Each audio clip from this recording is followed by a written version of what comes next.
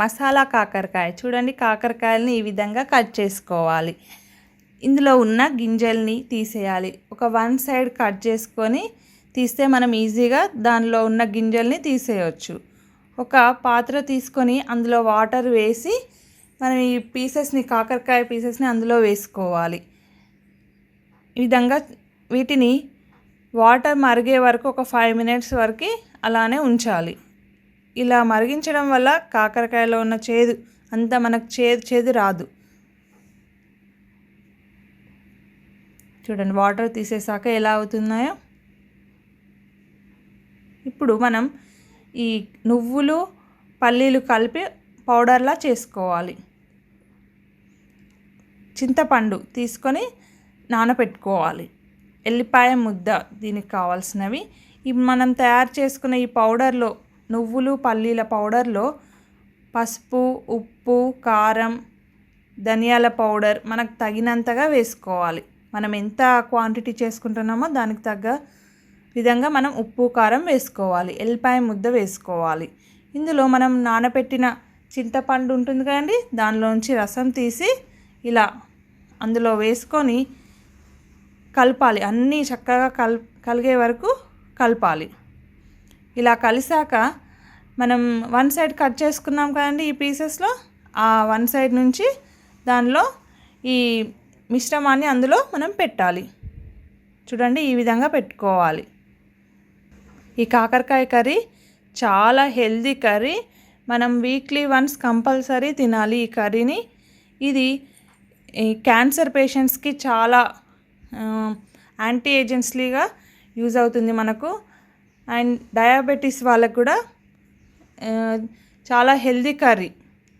ఇప్పుడు మనం ఒక ప్యాన్ తీసుకొని గ్యాస్ స్టవ్ పెట్టి గ్యాస్ ఆన్ చేయాలి.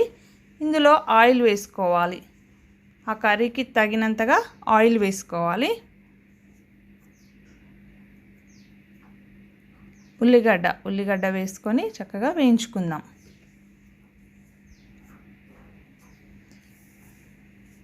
అండ్ ఇది బోన్స్కి కూడా చాలా చాలా మంచిది. మనకు బోన్స్ స్ట్రాంగ్ అవుతాయి ఇవి తింటే. కాకరకాయ కర్రీ స్కిన్ డిసీజెస్ కూడా మనకు తక్కువైపోతాయి ఈ కాకరకాయ కర్రీ తినడం వలన. చూడండి జీలకర్ర, ఆవాలు కూడా వేసుకోవాలి.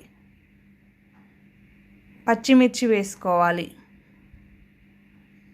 మనం ఒక 2-3 పచ్చిమిర్చే తీసుకున్నాం. అందులో కర్రీ మనం ఆ మిశ్రమంలో నువ్వులు పల్లీలు పౌడర్లో మనం కారం వేసుకున్నాం కదండి, అందుకే ఇక్కడ మనం ఒక 2-3 తీసుకున్నాం మిర్చి. మనం పెట్టుకున్న కాకరకాయలు ఉన్నాయి కదండి, అవి ఇందులో ఆయిల్లో వేసుకొని ఒక 10 minutes వరకు చక్కగా వేయించుకోవాలి. వీటిని వేయించుకునేటప్పుడు ఆ ముక్కల్ని మనం నెమ్మదిగా కలపాలి.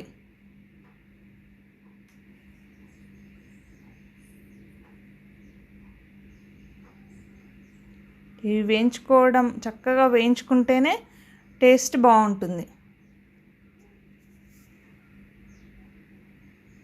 కాకరకాయ కర్రీ మనకు డైజెషన్ సిస్టమ్ని కూడా మెరుగుపరుస్తుంది మనకు.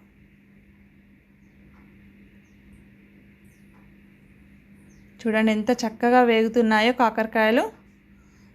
మనం తయారు చేసుకున్నాం కదండి, అందులో మిగిలిన నువ్వులు పల్లీలతో తయారు చేసుకున్నాం కదా, ఆ పౌడర్ని ఇందులో వేసుకోవాలి. చింతపండు వేసాం కదండి, అది టేస్టీగా ఉంటుంది. ఇది మసాలాతో చేయడం వలన కాకరకాయ తినని వాళ్ళు కూడా చాలా ఇష్టంగా తింటారు ఈ కర్రీని. మసాలా కాకరకాయ అంటేనే చాలా టేస్టీ కర్రీ. చూడండి నోరుతుందా మీకు? ఇంత చక్కగా వేగుతున్నాయో కాకరకాయలు. ఆయిల్ మీదికి వస్తుంది చూడండి, అలా రావడం అంటే మంచిగా వేగుతున్నట్టు కాకరకాయ. ఇలా వేయించుకున్నాక కొంచెం వాటర్ వేసుకోవాలి. వాటర్ వేసుకొని మరిగించుకోవడం వలన కాకరకాయలకి మనం వేసిన ఉప్పు, కారం, మసాలా వేసాం కదా, చక్కగా పడుతుంది. పట్టడం వలన టేస్టీగా ఉంటాయి. ఆ పీసెస్ తింటుంటే మనకు మంచి టేస్ట్ వస్తుంది.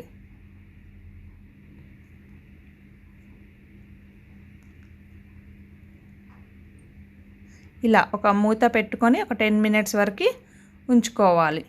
ఉంచుకోవడం వల్ల చూడండి అలా మరుగుతుంది.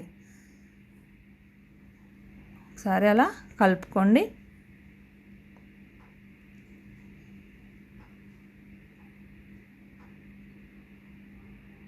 ఇది చాలా టేస్టీగా ఉంటుంది. అందరూ తప్పకుండా ట్రై చేయండి ఈ కర్రీని. కర్రీ చూడండి ఎంత చక్కగా అయిపోయిందో, మనకు మంచిగా వేగాయి ముక్కలు. ఇది చాలా హెల్దీ కర్రీ. అందరూ తప్పకుండా వారంకి ఒకసారైనా తినండి కర్రీ చేసుకొని. చూడండి ఇప్పుడు మనకు కర్రీ రెడీ అయిపోయింది. ఆయిల్ బయటకు వచ్చేసింది. Curry ready. చూడండి మసాలా కాకరకాయ ఎంతో టేస్టీ.